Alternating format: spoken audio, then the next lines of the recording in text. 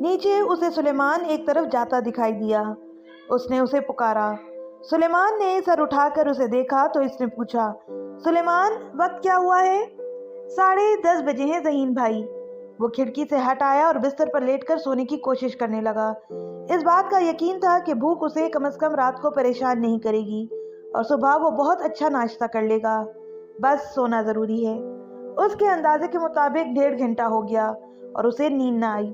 گرد و پیش کی تمام آوازیں معدوم ہو چکی تھیں، صرف رات کی مخصوص آوازیں رہ گئی تھیں۔ آدھی رات ہو چکی تھی۔ کیا وہ صبح تک اسی طرح جاگتا رہے گا؟ میں پرسکون نیند سونا چاہتا ہوں، اس نے بے ساختہ کہا۔ صبح 9 بجے تک۔ آدھے منٹ کے اندر اندر وہ سو چکا تھا۔ صبح جانے کس وقت وہ جاگا۔ ایک لمحے کو اس نے آنکھیں کھولیں۔ کمرے میں اندھیرا تھا۔ اس کی آنکھیں خود بخود بند ہو گئیں، لیکن اس کے بعد وہ سو بھی نہیں سکا اور جاگنا بھی اس کے لیے ممکن نہیں رہا، بلکہ پوری کوشش کے باوجود وہ آنکھیں بھی نہیں کھول سکا۔ عجیب سی بے چینی اور بے سکونی تھی۔ وہ کروٹیں بدلتا رہا۔ جانے کتنی دیر یہ کیفیت رہی۔ اسے بہرحال ایسا لگ رہا تھا کہ وہ بمشکل 1 گھنٹہ سکون سے سویا ہے اور اس خراب کیفیت کو 6-7 گھنٹے ہو گئے ہیں۔ آخر کار اس کی آنکھ کھل گئی اور وہ اٹھ بیٹھا۔ کمرے میں اب بھی اندھیرا تھا۔ اسے یہ دیکھ کر حیرت ہوئی کہ کھڑکیاں بند ہیں۔ اسے یاد تھا کہ وہ کھڑکیاں کھلی چھوڑ کر سویا تھا۔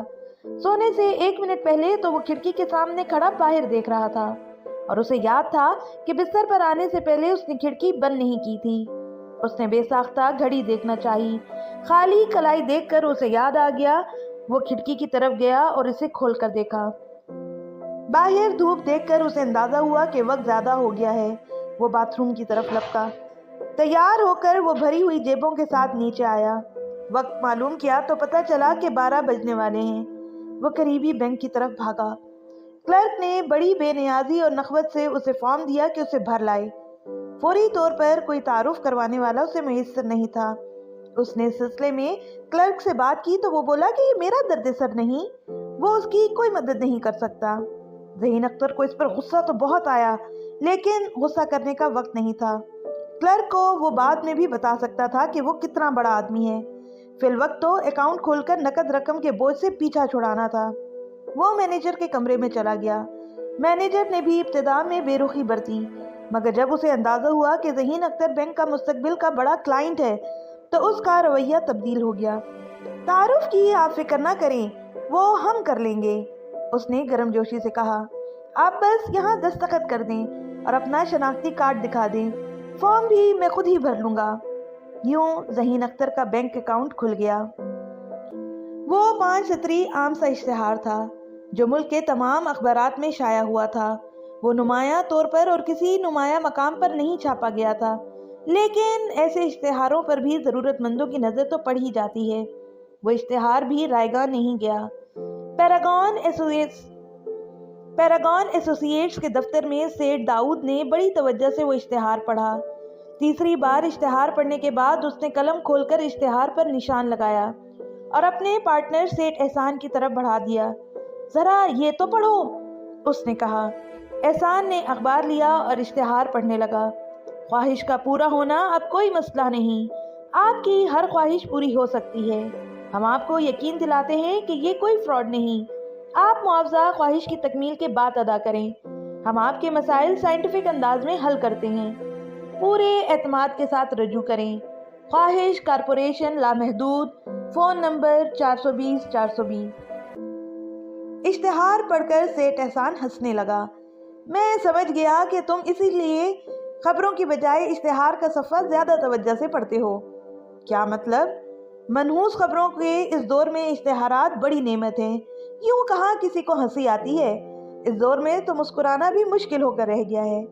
میں یہ صفحہ ہنسنے کے لیے نہیں پڑھتا، داؤد نے بدمزگی سے کہا، اور یہ اشتہار بھی میں نے تمہیں تفریحاً نہیں دکھایا ہے۔ احسان بھی سنجیدہ ہو گیا۔ تم اس پلاٹ کے حوالے سے بات کر رہے ہو؟ ہاں، سیٹھ داؤد نے کہا۔ وہ مسئلہ ہے ہی اتنا بڑا۔ مسئلہ واقعی بہت بڑا تھا۔ وہ صدر کے علاقے میں ایک بہت بڑا رہائشی اور تجارتی پروجیکٹ شروع کرنا چاہتے تھے۔ جس جگہ اس پلازا کو تعمیر ہونا تھا وہاں کچھ کچے مکان اور کچھ دکانیں تھیں۔ ان کے علاوہ باقی زمین ان کے پاس تھی۔ انہوں نے وہاں کے رہنے والوں اور کاروبار کرنے والوں سے منہ مانگے داموں زمین خرید لی تھی، لیکن 3 دکانیں مسئلہ بنی ہوئی تھیں۔ وہ تھیں بھی فرنٹ پر اور ایک ہی شخصیت کی ملکیت تھیں۔ عبدالرزاق نے ان کی بڑی سے بڑی آفر ٹھکرا دی تھی۔ وہ اپنی زمین بیچنے کے لیے تیار ہی نہیں تھا۔ تم مایوس بہت جلدی ہو جاتے ہو داؤد، سیٹھ احسان نے کہا، اسی لیے کاروبار میں ضعیف الاعتقادی کو گھسیٹ لاتے ہو۔ ضعیف الاعتقادی کیسی؟ سیٹھ داؤد بولا، تم نے اشتہار غور سے نہیں پڑھا، اس میں سائنٹیفک انداز کا دعویٰ کیا گیا ہے۔ میں اشتہار کے لفظوں کو اہمیت نہیں دیتا، احسان نے زہرخند کے ساتھ کہا۔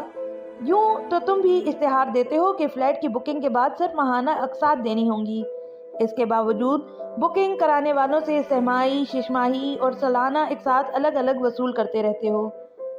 یہ دلیل ایسی تھی کہ سیٹھ داؤد نہ چاہتے ہوئے بھی خاموش ہو گیا، ورنہ جوابی دلیل اس کے ذہن میں موجود تھی، لیکن احسان کے حملے نے اس کے ذہن کو خالی کر دیا تھا۔ وہ کرسی سے اٹھ گیا۔ میں عبدالرزاق سے ملنے جا رہا ہوں، اس نے کہا، یہاں کے معاملات تم سنبھال لینا۔ نائلہ صبح سے اپنے شوہر عامر کو جگانے کی کئی کوششیں کر چکی تھی اور اب وہ جھنجھلا رہی تھی۔ میں آخری بار کہہ رہی ہوں عامر، اٹھ جاؤ، اس نے پاؤں پٹکتے ہوئے کہا۔ اس کے بعد تم بھلے شام تک پڑے سوتے رہنا، میں نہیں جگاؤں گی تمہیں۔ عامر جمشید نے آنکھیں کھول دیں۔ کیا مصیبت ہے بھائی؟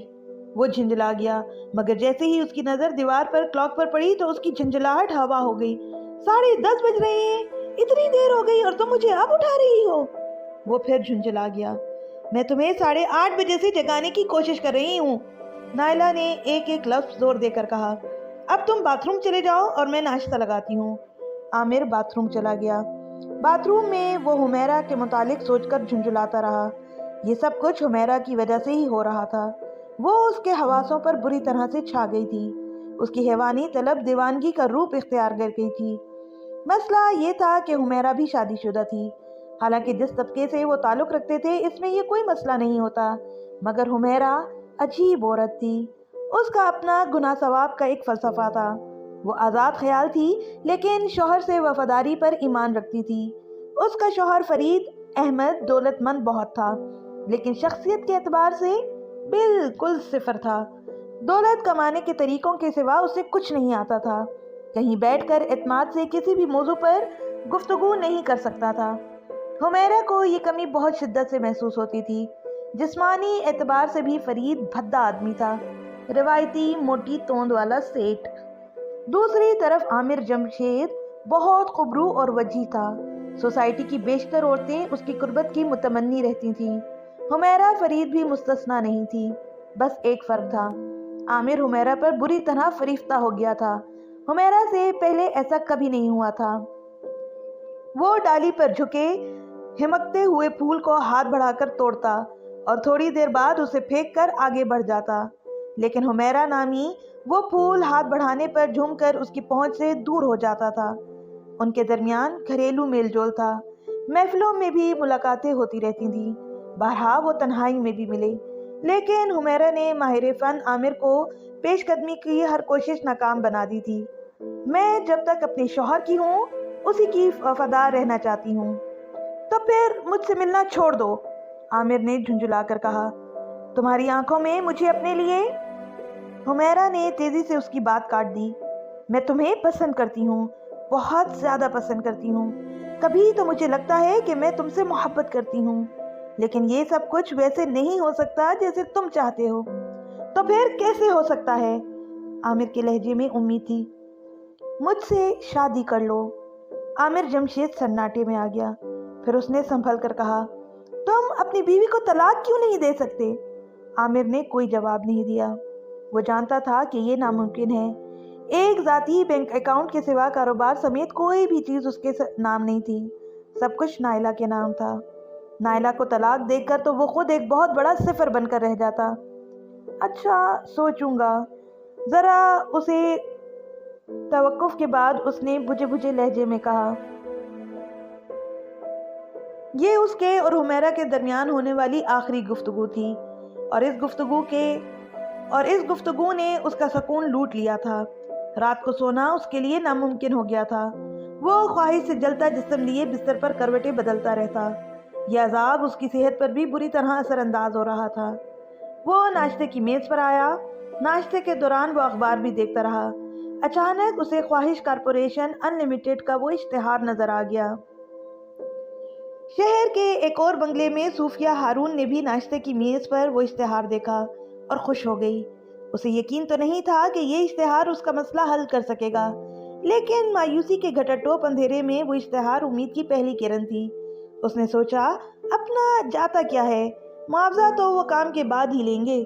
صوفیہ کی عمر 30 سال تھی اور وہ دنیا میں اکیلی تھی، اکیلی اور کروڑوں کی جائیداد اور کاروبار کی مالک۔ باپ کے انتقال کے بعد اس نے کاروبار کو نہ صرف بڑی کامیابی سے سنبھالا تھا بلکہ بڑھا بھی دیا تھا۔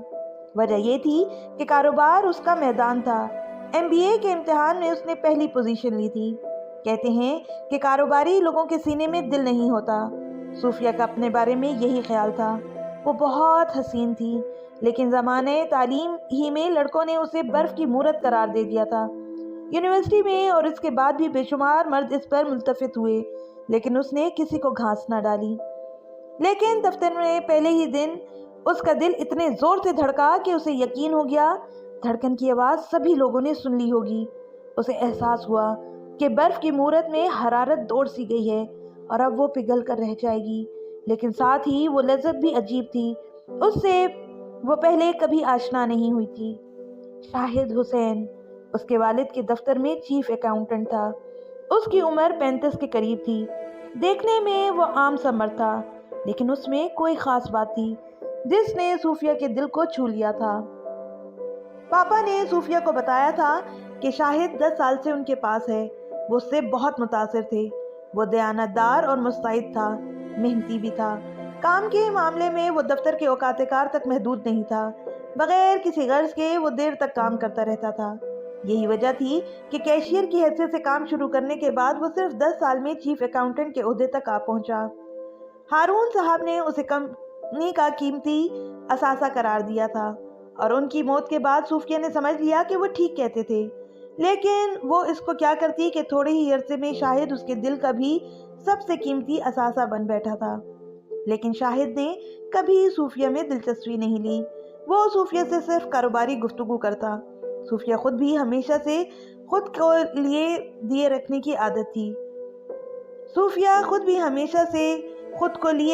کی عادت تھی۔ مگر یہاں معاملہ مختلف تھا۔ شاہد پہلا مرد تھا جس نے اس کے ساتھ التفات نہیں برتا تھا۔ اس کے نزدیک جیسے وہ کوئی عورت ہی نہیں تھی۔ برف کی مورت کو آہنی میت مل گیا، صوفیہ نے سوچا۔ برف کی مورت کو آہنی میت مل گیا، صوفیہ نے سوچا۔ طلب عشق حد سے گزرنے لگی تو صوفیہ ہی کو پیش قدمی کرنا پڑی۔ اس روز اسے معلوم تھا کہ کام بہت زیادہ ہے اور شاہد دفتر میں دیر تک رکے گا۔ وہ گھر سے دفتر کے لیے پورا اہتمام کر کے چلی۔ عام طور پر وہ ایسے ملبوسات نہیں پہنتی تھی، کبھی ضرورت ہی نہیں پڑی تھی اس کی، لیکن یہاں تو پتھر کو جونک لگانے کی کوشش کرنا تھی۔ پورے دن لوگوں کی نظروں سے اسے اندازہ ہو گیا کہ وہ سراپا قیامت ہو رہی ہے۔ بے حد احترام کرنے والے لوگ بھی اسے اور نظروں سے دیکھ رہے تھے۔ پورے دن اس نے یہ اہتمام بھی کیا کہ شاہد کا سامنا نہیں کیا۔ شاہد کسی کام کے سلسلے میں اس سے ملنا چاہتا تھا، مگر اس نے اپنی سیکرٹری سے کہلوا دیا کہ وہ شام کو آخر وقت میں آئے، وہ بہت مصروف ہے۔ شام کو چھٹی کے وقت اس نے شاہد کو طلب کر لیا۔ اس سے پہلے وہ پوری طرح فریش ہو کر بیٹھی تھی۔ آئیے شاہد صاحب، وہ بے حد تپاک سے مسکرائی۔ تشریف رکھیے۔ وہ مؤدب ہو کر بیٹھ گیا۔ سب سے پہلے تو معذرت کہ میں پہلے آپ کو وقت نہ دے سکی، صوفیہ نے لگاوٹ بھرے لہجے میں کہا۔ دراصل کئی دن سے ایک نئے پروجیکٹ کی پلاننگ میں مصروف تھی۔ آج ارادہ ہے کہ فائنل ہی کل لوں اسے۔ کوئی بات نہیں مس ہارون، میرا کام ویسے بھی جلدی کا نہیں تھا۔ شاہد، کیا آپ کو میرا نام نہیں معلوم؟ صوفیہ نے تیکھے لہجے میں پوچھا۔ شاہد گڑبڑا گیا۔ جی معلوم ہے مس، بس تو آپ مجھے صوفیہ کہا کیجیے، صوفیہ نے کہا۔ پھر اس نے شاہد کو کچھ کہنے کا موقع دینے سے بچنے کے لیے بات آگے بڑھائی۔ پاپا آپ کی بہت قدر کرتے تھے اور اس حوالے سے آپ میرے لیے بہت محترم ہیں۔ ذاتی اوصاف کی بنیاد پر بھی میں آپ کو بہت بہتر سمجھتی ہوں۔ یہ تو آپ کی عنایت ہے، لیکن بس یہ طے ہو گیا کہ آپ اب مجھے مس ہارون نہیں صوفیہ کہہ کر مخاطب کریں گے۔ صوفیہ نے حتمی لہجے میں کہا۔ چلے اب کام کے متعلق باتیں ہو جائیں۔ کام وہی انکم ٹیکس کا تھا مس۔ شاہد کہتے کہتے رک گیا۔ مس صوفیہ، آپ کو یہ ذاتی اخراجات کے گوشوارے دکھانا تھے۔ صوفیہ اس کے لائے ہوئے گوشوارے چیک کرتی رہی۔ اس نے کچھ ترامیم بھی کرمائیں۔ شاہد رخصت ہونے لگا تو اس نے عقب سے اسے پکارا۔ شاہد صاحب ذرا سنیے، ایک معاملے میں آپ میری مدد کر سکتے ہیں۔ شاہد نے پلٹ کر حیرت سے اسے دیکھا۔ جی فرمائیے۔ آج میں یہاں سے کام نمٹا کر ہی جاؤں گی، 9 تو بج ہی جائیں گے فارغ ہوتے ہوتے۔ میرے چپڑاسی کی طبیعت ٹھیک نہیں ہے، آپ اپنے چپڑاسی کی خدمات مجھے مستعار دے سکتے ہیں۔ اتفاق سے مجھے بھی کام کے لیے رکنا ہے، شاہد نے مسکراتے ہوئے کہا۔ اسی لیے تو میں نے دن میں آپ سے ملنے کے لیے اصرار نہیں کیا۔ میں اسے اچھا بس ٹھیک ہے، آپ جب بھی اسے چائے یا کافی کے لیے کہیں مجھے بھی یاد رکھیے گا۔ کھانا 9 بجے کھائیں گے، آپ یہیں آ جائیے گا۔ جی بہت بہتر۔ صوفیہ نے 9 بجے تک کا وقت ایک ایک پل گن کر گزارا۔ وہ کسی ٹینیجر کی طرح بے تاب اور بے قرار تھی جو پہلی بار کسی کی محبت میں گرفتار ہوئی ہو۔ اس دوران چپڑاسی 3 بار اسے کافی دے گیا۔ 8:45 بجے وہ واش روم میں گئی اور میک اپ تازہ کر کے اپنی کرسی پر آ بیٹھی۔ تمام فائلیں اس نے سمیٹ کر ایک طرف رکھ دی۔ 9 بجے شاہد اس کے دفتر میں داخل ہوا تو وہ کرسی سے ٹیک لگائے بیٹھی تھی اور بے حد تھکی ہوئی نظر آ رہی تھی۔ یہ تاثر حقیقی تھا۔ 9 بجے کے طویل انتظار نے اسے بری طرح تھکا دیا تھا۔ چپڑاسی کھانا لے آیا۔ ان دونوں نے ساتھ کھانا کھایا۔ کھانے کے بعد چپڑاسی برتن سمیٹنے آیا تو صوفیہ نے اسے کافی کا کہہ دیا۔ شاہد، آپ یہاں بے تکلفی سے سگریٹ پی سکتے ہیں، وہ شاہد سے مخاطب ہوئی۔ شاہد نے شکریہ کہہ کر سگریٹ سلگا لیا۔ اب جو کچھ ہونے والا تھا وہ صوفیہ کے لیے خلاف مزاج ہونے کے باعث بہت مشکل تھا، لیکن محبت کی شدت نے اسے آسان بنا دیا تھا۔ ایک ذاتی بات پوچھوں آپ سے، اس نے کہا اور پھر بلا توقف بولی۔ آپ کا اتنی دیر تک دفتر میں رکنا آپ کی وائف کو برا تو لگتا ہوگا؟ جی نہیں، شاہد نے بے ساختہ کہا، اس لیے کہ ابھی میری شادی نہیں ہوئی ہے۔ صوفیہ یوں آگے کو جھکی کہ جیسے بدلیوں کی اوٹ سے چاند نکل آیا ہو۔ اس لمحے اس انداز سے وہ کسی بھی مرد کے دل کو دنیا کی زیر و زبر کر سکتی تھی۔ اسے ایک لمحے کو شاہد کے چہرے پر تمتماہٹ محسوس ہوئی، پھر شاہد کی نظریں جھک گئیں۔ ابھی تک شادی نہیں کی آپ نے؟ کیوں؟ اس لیے کہ جس لڑکی سے میں شادی کرنا چاہتا ہوں اس پر گھر کی بہن بھائیوں کی ذمہ داریاں ہیں، انہیں پورا کیے بغیر وہ مجھ سے شادی نہیں کر سکتی، شاہد نے سادگی سے کہا، اور میں محبت کی وجہ سے اس کا انتظار کرنے پر مجبور ہوں۔ صوفیہ کو لگا کہ اس کے جلتے بدن پر کسی نے یخ بستہ پانی کی بالٹی انڈیل دی ہو۔ وہ بجھ کر رہ گئی۔ وہ تذلیل بہت بڑی تھی، لیکن صوفیہ کو شاہد پر غصہ نہیں آیا۔ اس نے خود اپنی تذلیل کی تھی۔ یہ یاد رہے کہ اس رات اس نے شاہد سے کیسی گفتگو کی اور اسے لبھانے کی کیسی گھٹیا انداز میں کوشش کی۔ اس کے لیے سہانے روح تھی۔ وہ ان لمحوں کو بھول جانا چاہتی تھی۔ بھولنا تو وہ شاہد کو بھی چاہتی تھی، مگر دونوں باتیں ہی اس کے اختیار میں نہیں تھیں۔ ہاں، وہ شاہد کو ملازمت سے نکال سکتی تھی، لیکن دل نہیں مانتا تھا۔ پھر وہ کاروباری اعتبار سے بھی سراسر خسارے کا سودا تھا، اور شاہد تو ویسے بھی بہت بڑا آدمی ثابت ہوا تھا۔ اس کے حسن اور دولت کی ترغیب کے باوجود وہ اپنی محبت پر قائم رہا تھا۔ اس دن کے بعد سے صوفیہ پہلی جیسی نہیں رہی۔ اپنے ہلکے ہو جانے کے احساس پر علاوہ یہ حقیقت تھی کہ اس کا دل شاہد کی محبت سے دستبردار نہیں ہوا تھا، لیکن اب وہ اس کو پانے کے لیے کچھ بھی نہیں کر سکتی تھی۔ جو کچھ وہ پہلے کر چکی تھی اسی کا خیال توہین آمیز تھا۔ ایسے میں خواہش کارپوریشن ان لمیٹڈ کا وہ اشتہار اسے ایک نعمت کی طرح لگا۔